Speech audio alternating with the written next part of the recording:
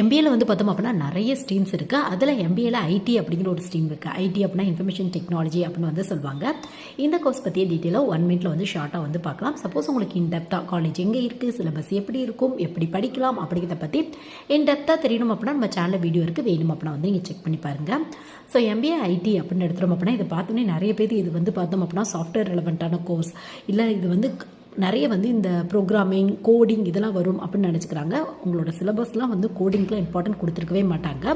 உங்களுக்கு மேக்ஸிமம் வந்து சிலபஸில் இந்த தியரி டாபிக் தான் இம்பார்ட்டன்ட் வரும். அக்கௌண்ட்ஸ் ரெலவெண்ட்டாக ஒன்றும் இல்லை 2 பேப்பர் வரதுக்கான வாய்ப்புகள் இருக்கா.